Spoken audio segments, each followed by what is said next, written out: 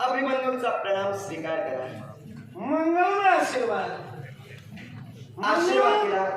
जीवनाला उत्कर्षच होईल असा माझा आशीर्वाद आहे. काय म्हणाला? होय, जीवनात माझा उत्कर्ष होईल असा आशीर्वाद दिला म्हणजे अर्ध्यापेक्षा जास्त काम माझं झालं म्हणायला हरकत नाही.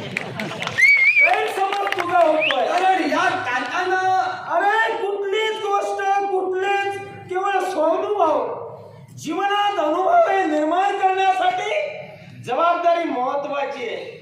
आणि जी जबाबदारी घेऊन ज्या रद्द चक्राला तू प्रवेश केलायस, वीर म्हणून किंवा आगमन तुझं झालं, खरंच कौतुक तुझं मी करतोय.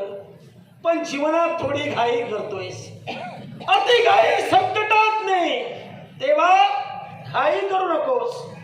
याचा अर्थ एकच, तू अजून लहान आहेस. जो 18 दिवसाचा महाभारतीय युद्ध चालू झालं, हे युद्ध ज्येष्ठांचं आहे. यात तुमच्यासारख्या वीरांनी कदाचित हस्तक्षेप करू नये असं मला तरी वाटतंय, एक माणूस म्हणून.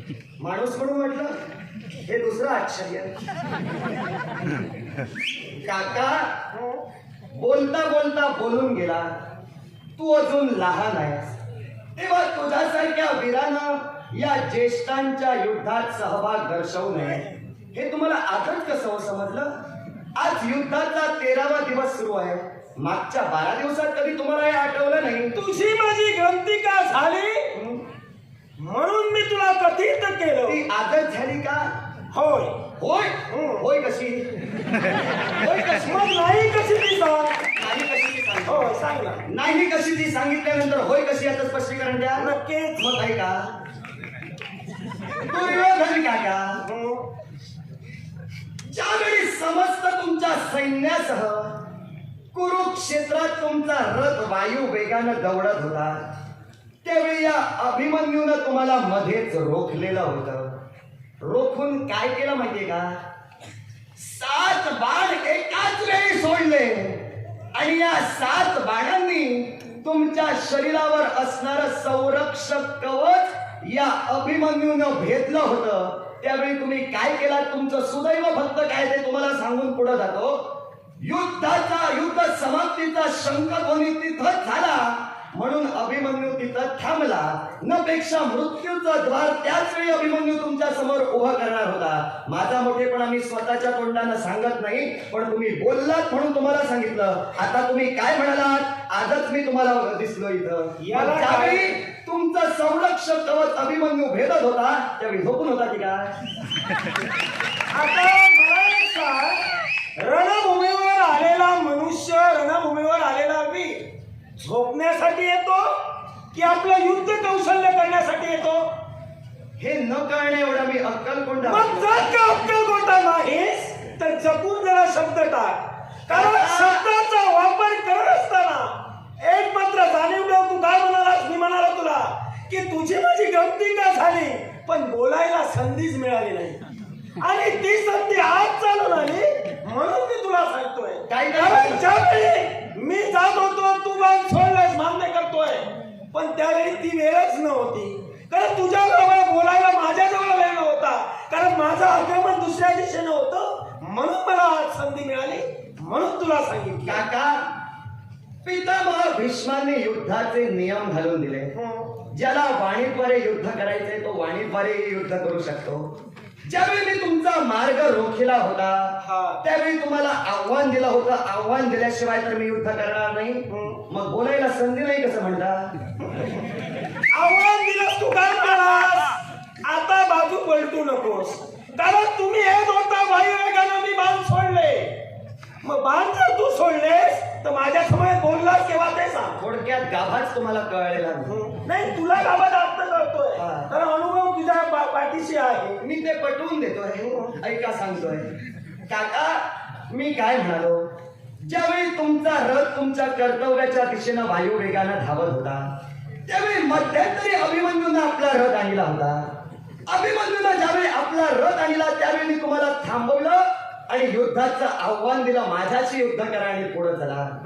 आता जिथं हे मी तुम्हाला सांगितलं तेव्हा पण तुम्ही सांगू शकला असतास तू माझ्याबरोबर युद्ध करू नकोस, तू अजून लहान आहेस, तेव्हा या ज्येष्ठांच्या काय म्हणाला ते युद्धात तू सहभाग दर्शवू नकोस.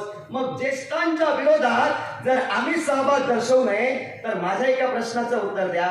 मी 16 वर्षाचा आहे, तुमचा पुत्र लक्ष्मण हा सुद्धा माझ्या वयाचाच आहे, मग त्याला कोणत्या शिखरावर तुम्ही जन्माला घातला म्हणून त्याला युद्धात सहभागी केला? बाबा हे सांगण्याचं कार्य मी केलं, ऐकणं न ऐकणं तुझं कर्तव्य आहे. तुला जे जमेल ते तू करू शकतो, कळलं का? कारण वीर म्हणून तू या रणभूमीवर आलायस, तुझ्या समोर सुयोधन उभा आहे, तुला जे जमेल ते खुशाल कर. काका, पण केल्या कर्माची फळं इतर तुला भोगायची आहेत. त्याचा विचार तुम्ही करू नका.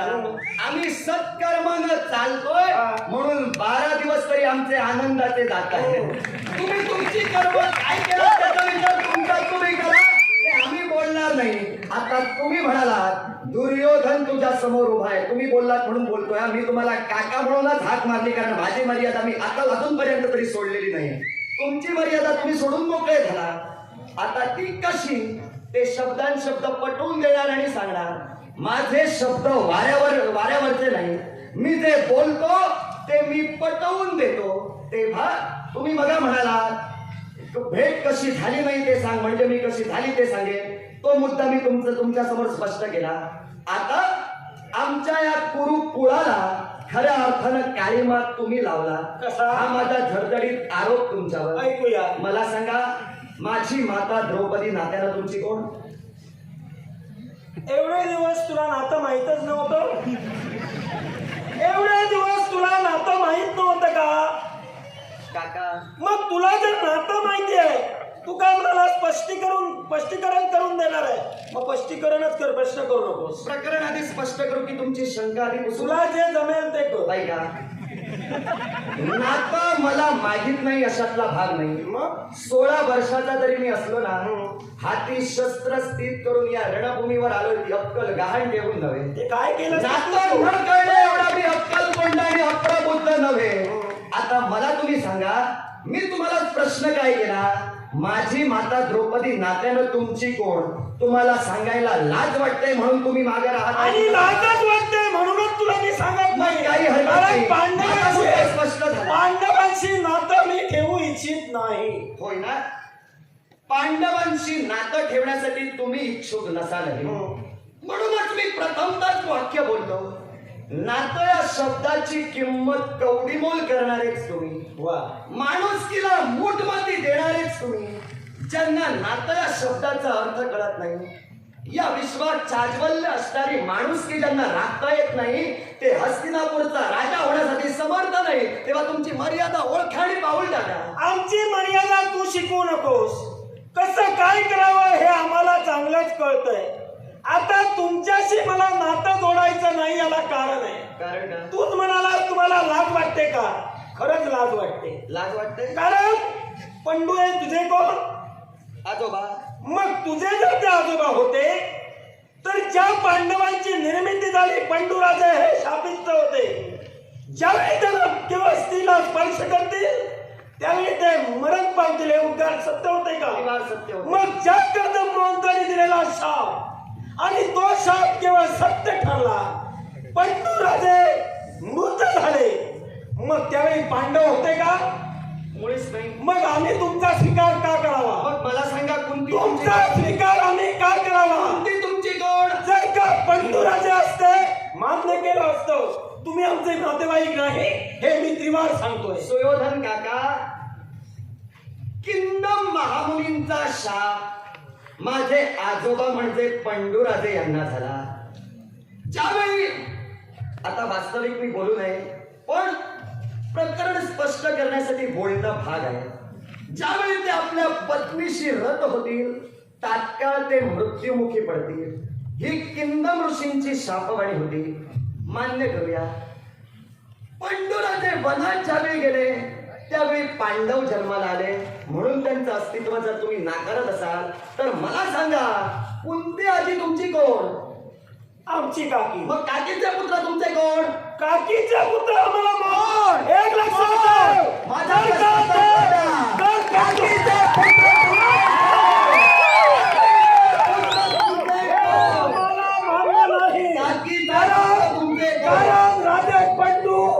असताना जर जन्माला आले असते मान्य केलं असतं. जिथं आमचे काका मृत झाले तर संतती जन्माला आली त्याच्याशी गाडी माताचा संबंध आला नाही.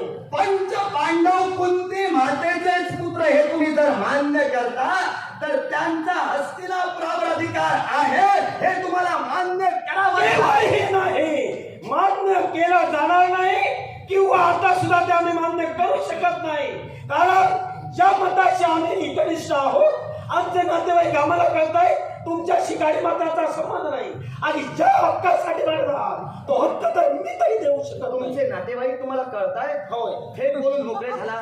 नातेवाईक जर कळताय तर माझ्या द्रौपदी माता तुमची कोण हे सांगायला लाज तुम्हाला कशी वाटली? लाज वाटते का? लाज नाही. कशी वाटली? कारण मी नातं जोपासलंच नाही. मी द्रौपदीला माझी कुणी मानलीच नाही. पांडवांना माझे कधी मानले नाही याच्यानंतर मानणार नाही. म्हणजे तुम्हाला नातीच कळत नाही म्हणून हा प्रश्न अरे पण काय संबंध? मला सांग ज्या अर्थी राजे पंडू नाही आणि संतती जन्माला येते याचा अर्थ काय तर तुम्ही समजून घ्या. मग मला सांगा, कौरव जे जन्माला आले कौरव कसे जन्माला आले?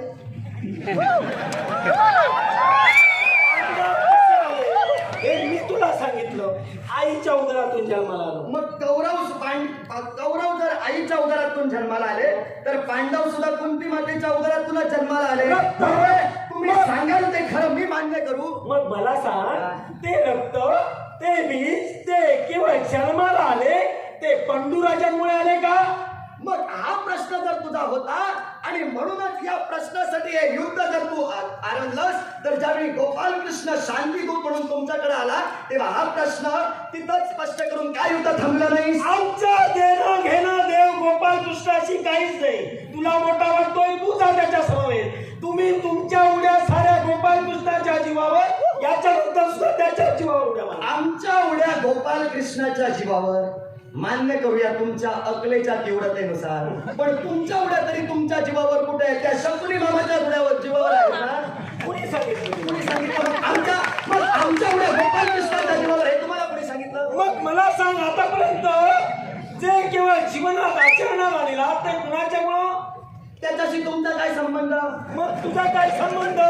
मला जे योग्य वाटतंय त्याप्रमाणे मी करणार आहे. आम्ही आतापर्यंत जे आचरणात आणलं गोपाल कृष्णाच्या मान्यतेनुसार त्यांची अनुमती घेऊनच गोपाल कृष्णाच्या शब्दाला मान्यता दर्शवूनच ती कृती आम्ही आचरणात आणली आणि म्हणूनच पंचपांडव एक आदर्श व्यक्तिमत्व म्हणून या जगाच्या निदर्शनास आले. पण तुम्ही नावानं सुयोधन दुर्योधन कसे झाला ते तुम्ही बघा. आता तुमचे विचार तुमचे आचार शकुनी मामाच्या आपल्याला तुम्ही चालतायत म्हणून बिघडले की कसे काय हे मी तुम्हाला सांगणं इच्छुक नाही. तुमचा काय तो विचार तुम्ही करा. माझा विचार मी केलेला माझा विचार तू करू नको. फक्त तुझाच विचार कर. मी तुझा विचार कर. या चक्रव्यूहात तू प्रवेश केलाय माग कसा जाणार आहे? तू माग जाऊ शकत नाहीस. इथं तुला मी ठार मारणार आहे नक्की. हे तुमचं झालं. पण जिथं चक्रव्यूहाच्या कड्या भेदत अभिमन्यू या चक्रव्यूहात आला ना माझा उत्साह दुप्पट आहे. माझ्या कर्तव्यावर माझ्या पराक्रमावर विश्वास आहे म्हणूनच आलो नपेक्षा आलो नसतो. थेट बोलून गेला तू तुझा विचार कर माझा विचार करू नको. तुमचा जर मी विचार केला असता तर तुमच्या हातासाठी हाती शस्त्र घेऊन इथं आधी आलोच नसतो. आता दुसरी गोष्ट मुद्दा सुरू कुठून झाला? मी तुम्हाला काय म्हटलं? नाती जर जपणारे तुम्ही तर माझी माता द्रौपदी हिचं नाव तुमची वहिनी म्हणून नातं जोडण्यास तुम्हाला लाज काय वाटली ते सांगा. मला गरजच नाही. माझी ती कुणी लागत नाही. माझं काही नातं तिच्याशी नाही. त्या मतावर मी कुणीच लागत नाही. माझी कोणी नाही. मी तिला मानत नाही नाही तुम्हा पांडवांना मानत. फक्त माझे अधिकार मला परिपूर्ण करायचे. हस्तिनापूरचा भावी युवराज सध्याचा युवराज पुढचा राजा होणारा नात्यांना हस्तिनापुराचा युवराज नातं या शब्दाची किंमत कवडीमोल करून ठेवतो. म्हणूनच मी आता थेट तुम्हाला सांगतोय अरे तुम्ही हस्तिनापुराच्या राजगदीवर राजा म्हणून बसण्यास सक्षम नाही. नातं या शब्दाचा अर्थ आधी शिका आणि नंतर राज्याच्या किती जरी कोकलून सांगितलं नातं नातं नातं तरी मी माझ्या मतावर ठाम आहे. मला नातं तुमच्याशी जोडायचं. दुष्टबुद्धी असू दे, दुष्ट बुद्धीचा असू दे, नीच असू दे, त्याच्याशी तुझं देणं केलं नाही. मला जे करायचंय ते मी करणार. काका आतापर्यंतचा माझा सगळा अट्टहास तुमच्या एका शब्दातच तुम्ही स्पष्ट केला. आता मला कोकलायची खरंच गरज नाही. आणि कोकला कारण मी पहिल्यापासूनच स्पष्ट करून देऊ इच्छित होतो कौरव नीचच आहे. आता तुमच्या तोंडाने सांगितलं मी विजयी. काहीतरी बोल नकोस. तूच म्हणालास अधर्माची गाज धरली. जे तुला वाटतंय त्याप्रमाणे तू कर. माझ्या बुद्धीला पटेल त्याप्रमाणे मी करणार आहे. मी तुझ्या सांगण्यानं किंबहुना तू मला प्रबोधन केलंस म्हणून माझ्यात काही बदल होईल अशातला जर का प्रकार समजत असशील तर तो तुझा गैरसमज आहे. माझ्याशी तू बोलूच नकोस. तुझं काही जे काय सांगायचंय ते सांग, न पेक्षा पळून मोकळा जा. फक्त येताना विनोदाचे किस्से घेऊन आलात म्हणजे आपले अधिकार सिद्ध होत नाही. त्यासाठी काहीतरी मूळही घेऊन यावं लागतं. आल्यापासून मूळ एकही तुम्ही स्पष्ट करत नाही. विनोदावर विनोद करून जर माझ्या मतात परिवर्तन होईल असेल तर अरे बोलावं पुन्हा समोर. समज तुमचा आहे. पहिली गोष्ट लक्षात घ्या, मी तुम्हाला समजून सांगण्यासाठी इथं उभाच राहिलो नाही. कारण तुम्हाला जो समजावून सांगण्यासाठी जाईल तो आधी मूर्ख. कारण तिथं गोपाल कृष्णांच्या शब्दाला जो मान्यता दर्शवत नाही. सुईच्या अग्रभागावर राहणारी भूमी सुद्धा पांडवांना मी देणार नाही हे शब्द तुमच्या मुखातून बाहेर पडले. ज्याच्या जे अधिकाराचं आहे त्याला द्यावं ही तुम्हाला जर अक्कल नाही तर तुम्हाला समजुतीचं पाणी प्राशन करणारा मूर्ख. ठीक आहे, तुम्हाला समजावायला गेलो. माझी अक्कल तू सांगतोयस.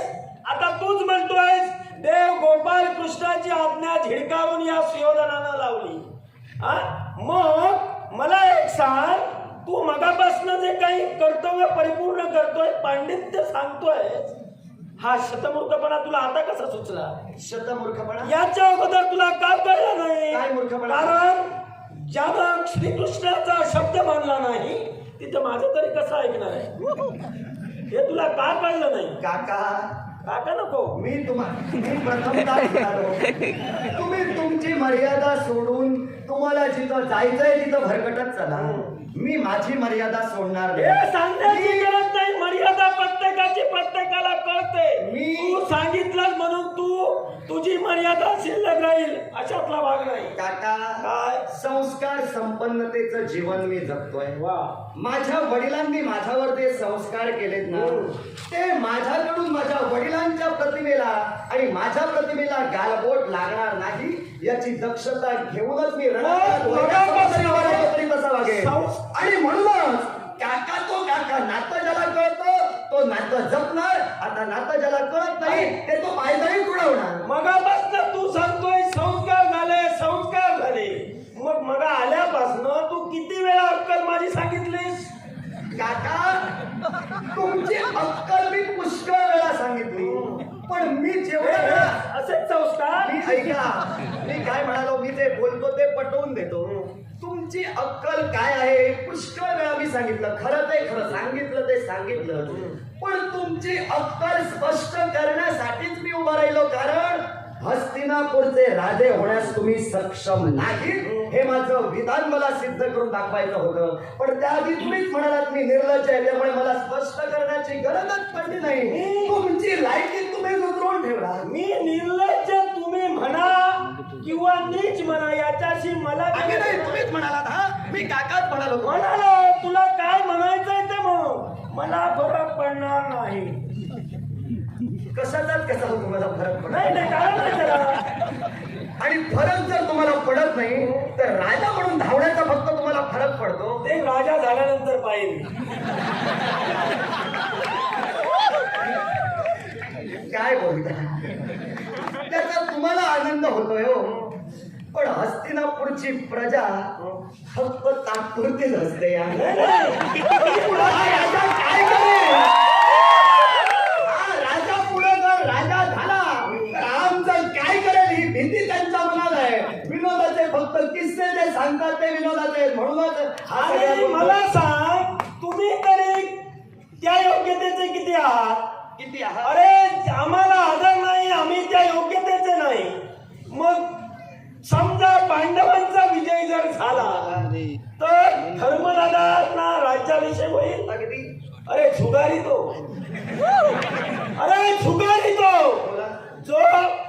जुगार खेळतो तो हस्तिनापूर मिळाल्यानंतर बायको जर लावू शकतो तर हस्तिनापूर सुद्धा लावू शकतो. मला सांगा, या विश्वात जेवढे राजा झाले त्या राजांपैकी आमचे काका धर्म हे एकटेच जुगारी आहेत का?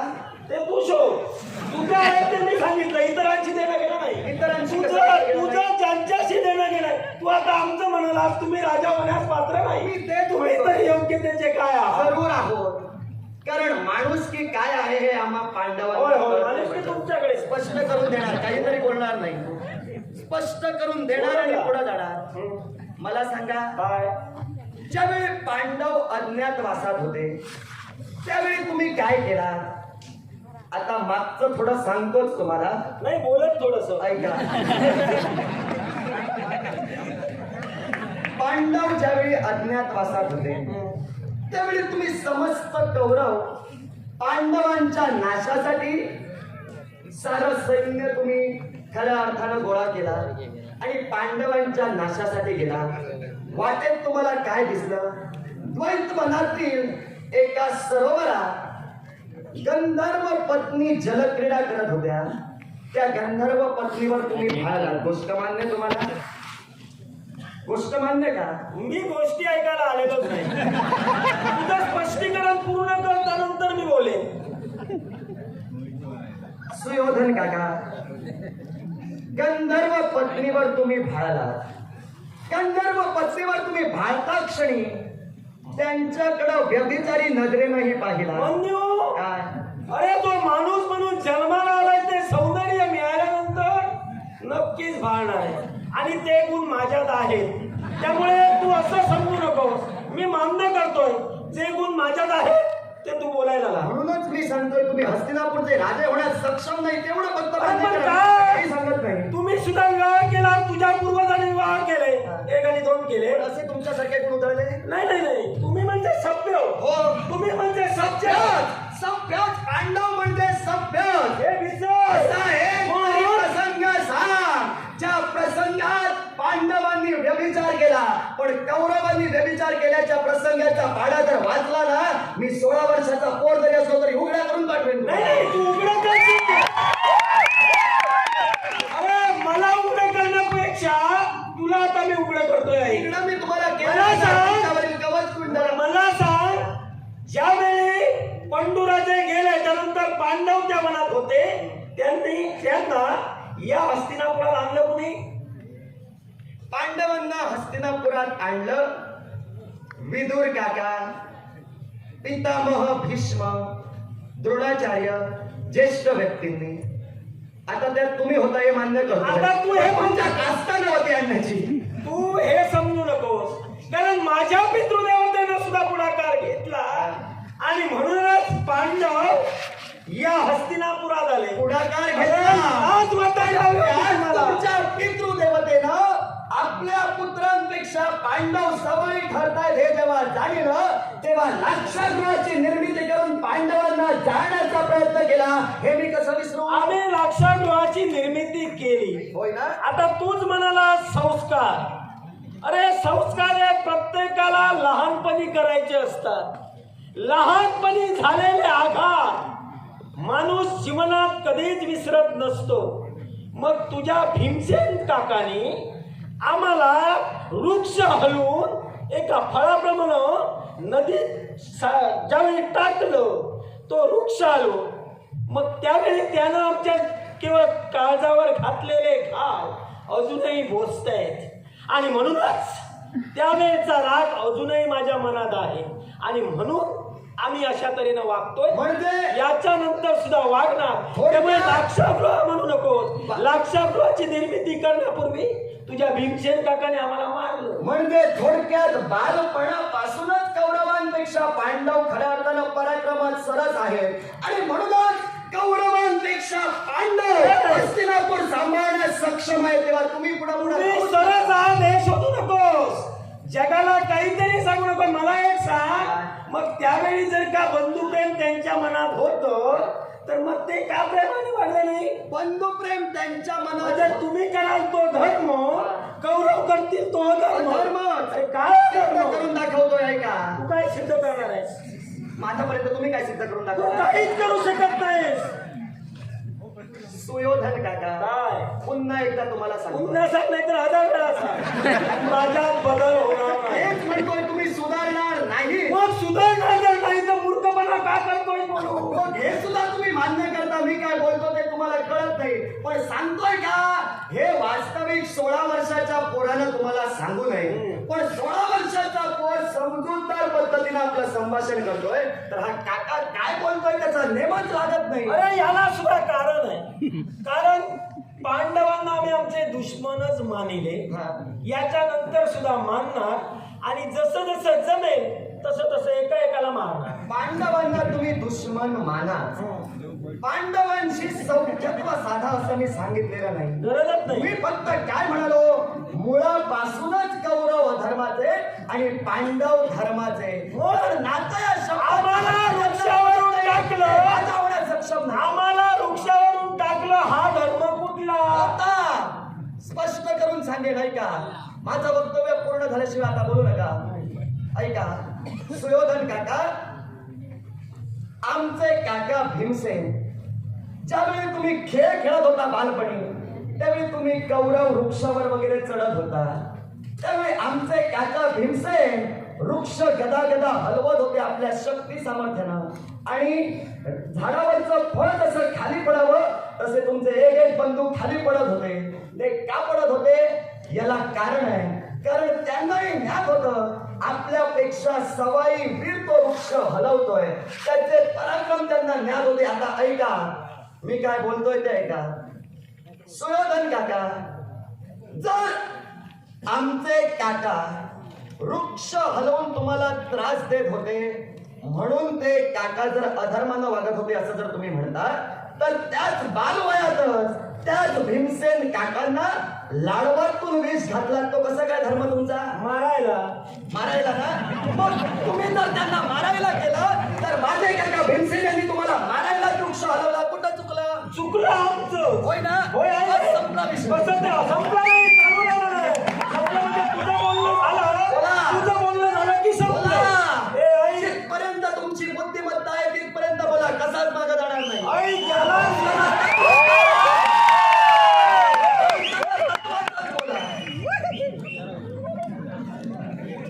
याला सुद्धा कारण आहे. कारण ज्या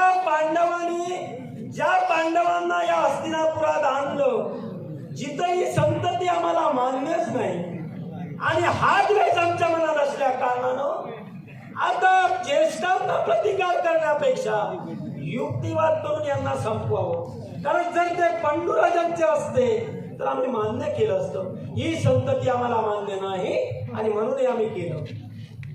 झालं? सुयोधन काका, संतती मान्य नाही, संतती मान्य नाही, एकच मुद्दा तुम्ही पुन्हा पुन्हा मला सांगताय. पण पांडवांचा अधिकार हस्तिनापुरावर आहे हे तुम्हाला मान्य करावंच लागेल. केव्हाच करणार नाही. तो तुमच्या मनाचा प्रश्न झाला. पण पांडवांचा अधिकार हस्तिनापुरावर आहे. आता तो जर तुम्ही मान्य करत नाही, म्हणूनच हे युद्ध कायम सतेज राहीलच म्हटलं. पांडव आतापर्यंत लढत होते ते तुमच्यावर श्रेष्ठत्व गाजविण्यासाठी नाही, पांडव लढत होते आपल्या हक्कासाठी, न्यायासाठी. आता कौरव कशाला लढतायत त्यांच्याबरोबर ते तुमचं तुम्हाला माहिती. हक्काचे आम्ही आहोत. जिथं आम्ही संतती मान्यच केली नाही, राजा पंडू यांची जर संतती असते तर आम्ही खुशाल राज्य दिलं असतं. तुम्ही आम्हाला मान्य नाही हे दिवस. मग आता मला सांगा, पांडव ही हस्तिनापुराची संतती नाही हे फक्त कौरवांनीच मान्य केलं, पण कुरुकुळाचा मुख्य पुरुष म्हणजे भीष्माचार्य यांनी जर अमान्य केलं असतं तर मी हे मान्य केलं असतं. त्यांनी मान्य केली, अर्थात तुम्हाला मान्य करावीच लागेल. ते कदाचित तुमचे हितचिंतक असतील. मग तुमच्या बाजूला का लढताय? याला कारण याला सुद्धा कारण आहे. कारण आमच्या खाल्ल्या अन्नाला ते जागतंय हा. आणि त्यांनी जर का पराक्रम केले असते तर तुम्ही पांडव मेला असता. पण ते तुमच्या बाजूने मनानं होते म्हणून आतापर्यंत पांडव मेले नाही. हे तुम्हाला त्यांनी कधी सांगितलं होतं? त्यांनी सांगायची गरज नाही. तुमच्या मनाला वाटेल ते तुम्ही ठरवून मोकळे होता. सरळ आहे. सरळ कसं आहे? काय काय चुकीचं आहे? तुला वाटेल त्याप्रमाणे तू करतोय, आम्हाला वाटलं त्याप्रमाणे आम्ही करणार. सुयोधन काका, बराच वेळ तुमच्याशी मी बोलतोय, पण बोलण्याला अर्थाचा शून्यच आहे असं मला वाटू लागलं. आता तुला कारण तुमच्यावर किती मी ज्ञानामृत पाजलं. मी 16 वर्षाचा मी पोर असून प्रथमच म्हणालो यात तुझा काही उपयोग होणार नाही. मी जसा आहे तसाच राहणार. आणि म्हणून मला काही सांगत आणि नाही. म्हणूनच मी म्हटलं तुम्ही जसे आहात तसेच जर राहणार तर तुम्ही हस्तिनापुराचे राजे ते होण्यास तू योग्य ठरवू नाही. नकोस, ते तू ठरवू नकोस. ज्या कामासाठी आलायस ते काम पूर्ण कर आणि जा. तेच काम मी करतोय. काम अर्धवट टाकून मी जाणार नाही. जाऊही नको. पण तुम्ही मात्र काम पूर्ण करूनच नाही, मी चला. करणारच आहे. होय ना? मग ऐका, निर्भीड छातीनं अभिमन्यूनं या चक्रव्यूहात उडी ठोकलेली आहे. जातिवंत सिंहाचा छावा आहे मी, जातिवंताचा नूर आहे मी. तेव्हा तुमच्या देहाची चिरफाड करून माझे पराक्रम तुम्हाला सिद्ध करून दाखवेन आणि चक्रव्यूहाचा भेद करून मी स्वरूप मागेन. मग कोण का करायला तुझा